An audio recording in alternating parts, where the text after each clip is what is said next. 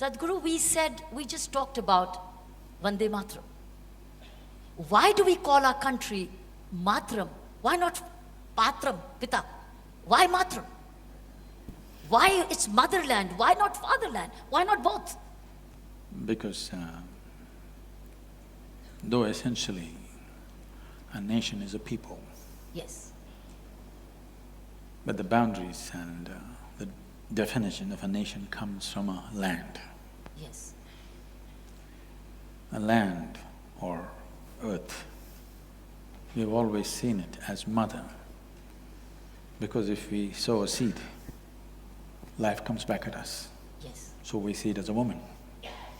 So, almost everywhere except in certain very martial cultures, always nation has been seen as a woman or a mother, because it's a definition of a defined aspect of geography which makes a nation in a certain sense.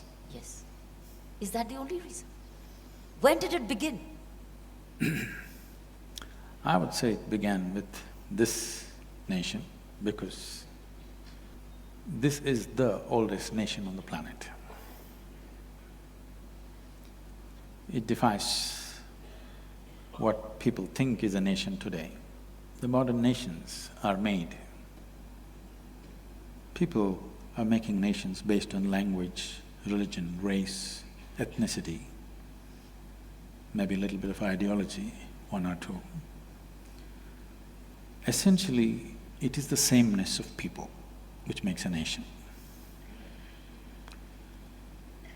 But we, as we have known this nation for over 8,000–10,000 years as Bharatvarsh, we have never defiled ourselves with sameness.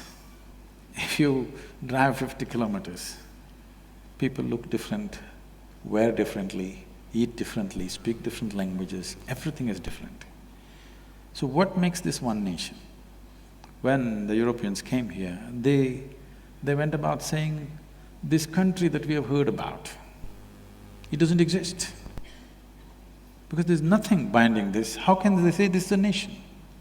But for over 8–10,000 years, within this subcontinent and also in the remaining part of the known world of those days, everywhere people refer to this as one nation, though at some points we were over 200 political entities. Yes. So what is it that makes this nation? Yes. This is something the leadership in this country and the people of this country must really look at. It is not language, it's not religion, it's not race, because this nationhood predates all religion. When there was no religion, there was this nation. We call this Hindustan. It did not mean representing a particular group of people who belong to a certain religion, it was only a geographical description. The land between Himalayas and the Indus Sarovar is Hindustan. It does not represent a particular religion. We never had a religion, we still don't have, we're struggling to compete with others, but we still don't have. Because this is not a religious identity, this is a geographical and cultural identity. But what kept us together for so long? No nation on the planet has stayed together for so long. It is essentially, if you look at it, we have always been a land of seekers versus people be… When we look for sameness, we try to become land of believers. People believe in one thing, so they come together. Here, we've been always a land of seekers, seekers of truth and liberation. In this seeking, we found oneness, because this seeking is not something that you invented, this is the nature of human intelligence. The nature of human intelligence will naturally want to know, realize and liberate itself. So this nation was built on that fundamental… You cannot even say it's built. At the same time, it's been managed on that fundamental that you are seekers. When you are a seeker, you're not aligned to any one particular thing. It is just that you're aligned to the life process within you, and that never goes wrong. Always, every life, it doesn't matter how badly you contaminate them with belief systems, with, brainwashing and whatever you do, Still, an individual, once his survival is taken care of, he seeks to know. He wants to know what is the nature of his existence, what is everything around him. Whether you call it science or spiritual process or inquiry or quest, it doesn't matter what you call it. Essentially, human intelligence wants to know, wants to transcend its present limitations, wants to liberate itself from the fetters in which we're existing right now. So we built a nation on this longing, this seeking, and it cannot be destroyed as long as we keep this seeking alive. If we do not transform ourselves towards sameness, we will always be one. If you try to transform yourself towards belief and sameness, we will not be one. Then was that Bharata? Yes. Is India different? Has India changed and changed the Bharata? Was that Bharata? Bharat. Bharat. Bharat means Bharata. Bhava means sensation. Because your whole experience of life is sensory right now. What you see, what you hear, what you smell, what you taste, what you touch are different types of sensations. So sensation is the basis of your experience right now. This is the fundamental of your experience. Bha means sensation, out of which comes emotion. Right. Ra means raga, or the tune. The tune is not yours. The existence has already set the tune. You cannot set the tune. Now you have to just find the rhythm, which is the thala. If you find the right rhythm, you are a fantastic human being. If you miss the rhythm, you're crushed by the process of life. So we called this nation Bharata, and the first, or not necessarily the first, one of the great kings of the past was Bharata. People say the country is named after him. No, he is named after the country. There are so many Bharats and Bharatis in this country. Their country is not named after them. They are named after this nationhood. Did we make a mistake then in converting our name from Bharat to India? A serious mistake, because you need to understand this. Whenever somebody occupies a nation, any conquering forces, when they take over certain nations, first thing they will do is they'll change your name. This is the technology of dominance. This is the technology of enslaving. You must see, if you look at the African-American history, when African people were brought in, the first thing is, at the port, their names were changed. Whatever they had African names, they were taken away and some silly names will be given. That's what has been done to us. Thiruvananthapuram is Trivandrum, okay? Chennai is Madras. We don't know whether we're mad or we're rascals. Like this, India, what does it mean? It doesn't mean anything.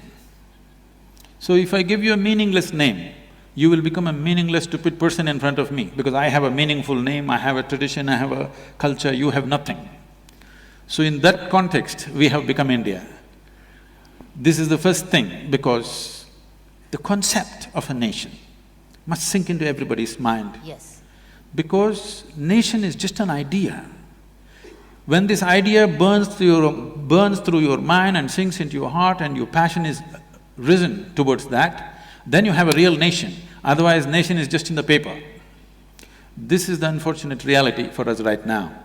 So at least when they left in 1947, the first thing we should have done is change the name in such a way that it resonates in some way in everybody's mind. Right. Now you are using an English name for an Indian nation. Hardly 2–3% of us can speak English language in this country properly, okay? The remaining people are essentially left out. I think this is one thing I would like to request the present Prime Minister. We must rename this country in a way it reverberates in everybody's hearts. Wow.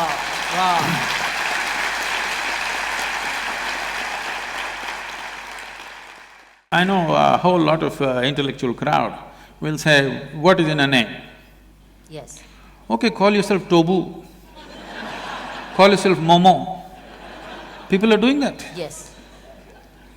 I'm not saying… I'm not against anything. All I'm saying is, when you utter your name, you must understand there is sound.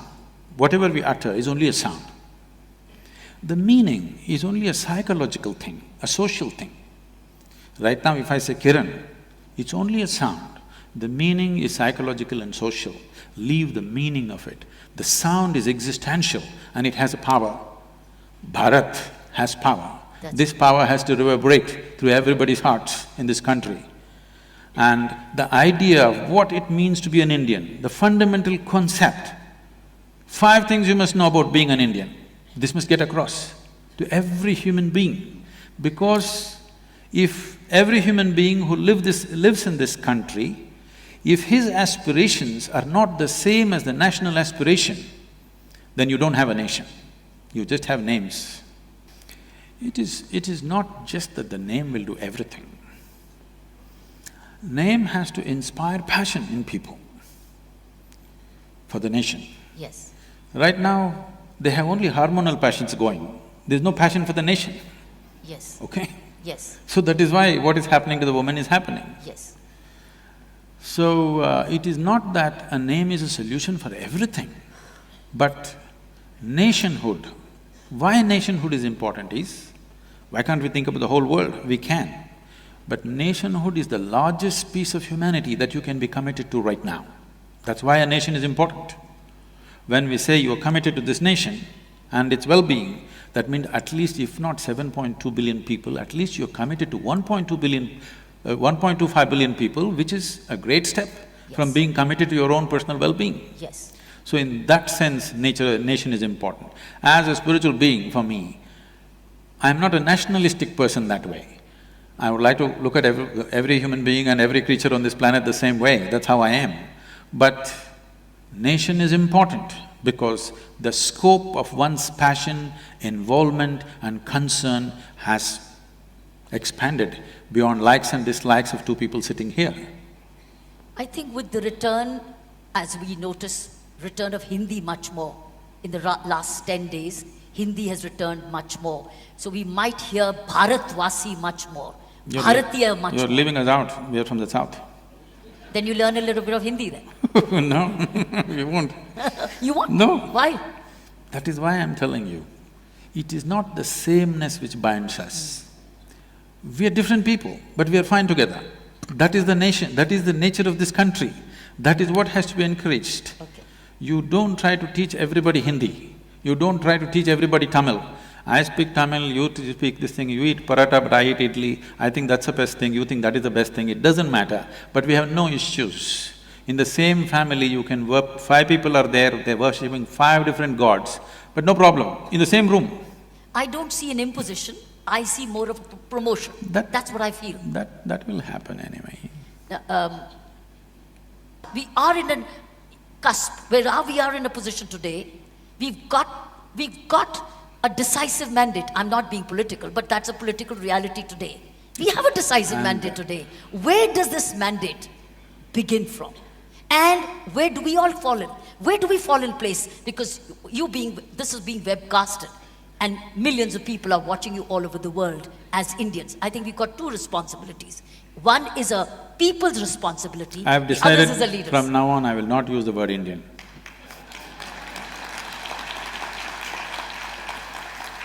Why? Yeah, I would like to use the word Bharat. I told you, Hindi is coming in. I have started the movement. That's the Hindi name of India anyway. No, it is Hindustan. We also call it Hindustan. Yes, actually, Hindustan describes the geography, Bharat describes the culture. Right. I think a time has come Very nice. where our identity has to be cultural, because culture is inclusive. This is something we must understand. When his 7 sages, who are now considered the celebrated Saptarishis of this country, you must understand this first of all. The greatness of this nation is in pursuit and accomplishment of spiritual dimensions. It is this spiritual thread which is holding the country together, this longing to know. If you hack it, then you cannot maintain the sovereignty of this country, believe me. Is it religion? It is not religion. No? No, I'm telling you, the nationhood, what we call as Bharat, predates all religion. So when Adi Yogi was asked by the 7 sages, how many ways can we attain? He said, if you use your physical body as a foundation, there are 112 ways of realizing the divine. But if you transcend the physical body, then as many atoms there are in the universe, that many doorways are there. Do you call this a religion? No. Religion means that you believe this is it. And unfortunately, religious teachings, a whole lot of religious teachings do not believe in nationhood. They do not believe in the fundamental existence of a nation. Now, this is not about going with somebody, for somebody, no. First of all, we must decide, are we a nation? If we are, the idea of a nation should be burnt into everybody's head. How? Where do we begin from? Schooling, of course. With the teachers with no general knowledge? You can train them in a summer. Who trains them? This is what needs determination in the leadership, that's what I'm saying. What is this country? See, I must tell you this. The United States of America, in the 20s particularly, when a whole lot of Italians and others, particularly Italians, a lot of them moving to United States, now they speak their own language, they eat their own food, they're among themselves, they will not mix with the so-called American thing because their culture they think is richer, they're somewhat, like a exuberant population like India at that time, so they won't mix. So the US government did something which is amazing, which today I'm sure a whole lot of intellectuals will brand this as fascist, but they'll all queuing up to go to United States, of course. US government made posters. For Germans, one kind of posters, for Italians, one kind of posters, Jewish people, another kind of posters. Within the kitchen of every home, they must fix this poster, okay? It's a government-released poster. Wow. Where an Italian housewife, how she should serve an American breakfast every day in the morning, how she should be dressed, how the table should be set, what should be for breakfast. For lunch, dinner you can eat Italian, but breakfast should be American. Wow. You understand? I'm saying this may sound fascist, Yes. but it is with this they integrated different ways. I'm saying even something so small as what you're eating for breakfast, the government is looking at it because they're interested in making a nation. Wow. I was amazed. I saw that poster is still with me somewhere. I was amazed to see that somebody went into such elaborateness of putting people together. If you'd left them like that, they would all be separate nations within a nation and fighting with each other. Absolutely. Whatever said and done, America is such a melting pot, but one nation,